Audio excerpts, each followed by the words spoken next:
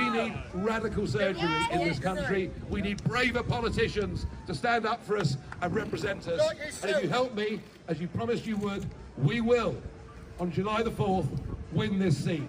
I'm humbled to be here. I'm flattered by your reception, and I promise I will do my best. Thank you.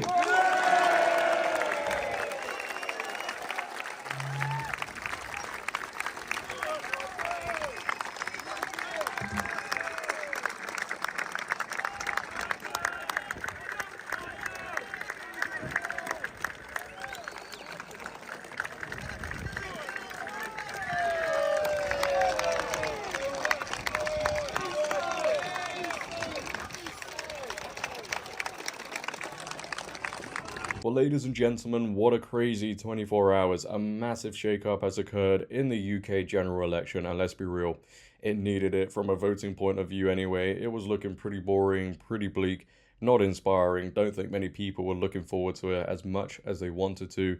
It was dull, but with this breaking news that has now occurred, it changes a lot for many people. Now, before I get into it and discuss it any further, if you could, make sure to leave a like rating. If you're new, hit that subscribe button, turn on bell notifications so you never miss a video, comment on this video, share this video, follow my socials down below in the description. You know the drill by now, but yesterday morning, Nigel Farage sent out this very mysterious post on X that goes as follows. I will be making an emergency general election announcement at 4 PM today. And just like, I don't know, 90% of other people, as soon as he posted that, I think the general feeling was it was something to do with him taking more of a stand in this general election. But let's just take a look at some of the replies to this post. For the love of God, please stand Nigel. The country is begging for it. Sounds like Nigel's stepping up. Many people seem to want it. Take a stand. Are you standing for Parliament, Nigel? Is that an emergency? Reform supporters would be celebrating. Your country needs you right now, Nigel. Not in a year's time, but right now. Change the course of British politics and shake things up. Now, he did, as many of you will know,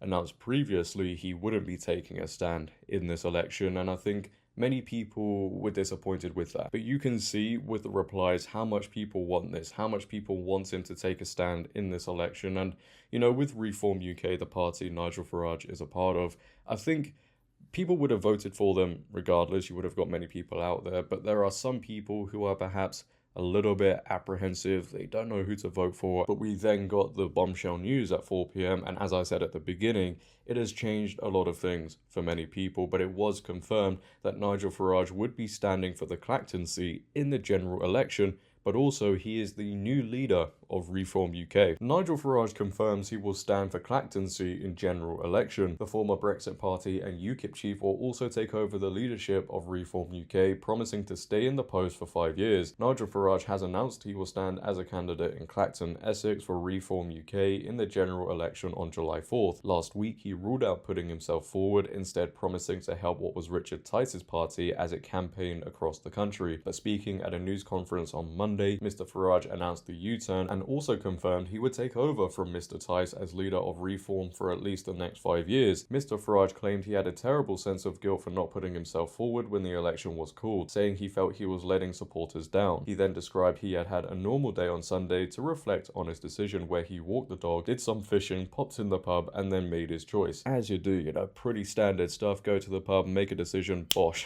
Now, Richard Tice stepping away from all of this, as many people are saying on social media, is a very noble thing, because when you've put a lot of effort in to get something to where it is, you don't really want to let go, you want to keep on going, right? But sometimes the sacrifice is greater in the long term, and when you compare Nigel Farage and Richard Tice, I think we all know who many people would rather vote for. Nigel Farage is, you know, very outspoken and will just say it how it is, and more people just gravitate towards that. But let's just take a look at this announcement that was made by Nigel Farage at a press conference. Sit back and take a watch. But the other thing that really shook me in a way last week were the number of people coming up to me on the street saying, "Nigel, why aren't you standing?" And I gave my logical, rational reasons for it. But I couldn't help, after each exchange, I simply couldn't help feeling that somehow they felt I was letting them down, that I wasn't standing up for these people in their millions who've stood with me in some cases for many, many years. Election battles, referendums, and I guess I have been a champion for many of those people. I took the day off yesterday, had a normal day, walked the dogs, did a bit of fishing, popped into the pub, you know, a normal sort of day, which gave me time to think and reflect. And I began to feel a terrible sense of guilt. Even if it is very difficult for me to find a parliamentary constituency, and it is hard. You know, contrary to what you'll hear on radio and television about how many times I've stood, most of the times I stood were for UKIP when we were a fringe party using elections as an effective pressure group to make our way through. And it is true. The one time I did stand and fight, the Conservative Party cheated against me in such a way that one of the party agents got a 9-month prison sentence, suspended. But of course the result stood. So all those things have been weighing on my mind. But difficult though it is, I can't let down those millions of people. I simply can't do it. It'd be wrong. So I have decided, I've changed my mind. It's allowed, you know. It's not always a sign of weakness. It could potentially be a sign of strength. So I am going to stand in this election.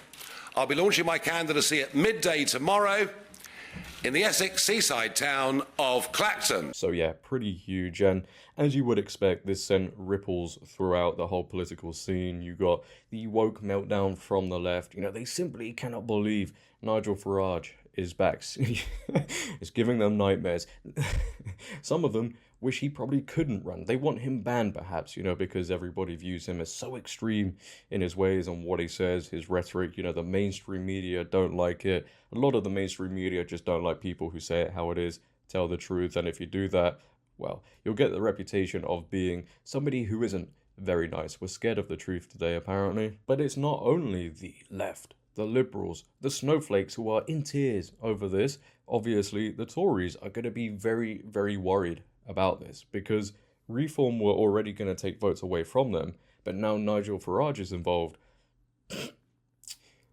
Yeah, not looking too good. I mean, just take a look at this clip of Nigel Farage I showed you at the beginning of the video. Look how many people turned up for him in Clacton. This is very on the fly. I'm winging it right now because this was actually taking place whilst I was editing the original video I filmed this morning. So that's why it might seem a little bit out of place, but it just shows you that Farage factor is still there. And many, many people want to vote for this guy. And even Sky News have admitted there is a likely scenario Nigel Farage wins in Clacton. All eyes will now turn to the polls where Reform UK is performing at around 12%. It hasn't made any major breakthroughs so far, and this vote share will not translate into a seat. However, speaking to Sky News after the announcement, Mr. Farage was adamant the party would now ascend and win more than the 3.9 million votes UKIP took in 2015. It was at that election that Douglas Carswell, after defecting from the Tories, won a seat for UKIP. It is in this seat that Farage is now bidding to be an MP after 7 failed attempts to enter the Commons. Clacton will be viewed as a soft target for Reform. This was a strongly voting area, and the Conservative candidate Giles Watling is a Remainer.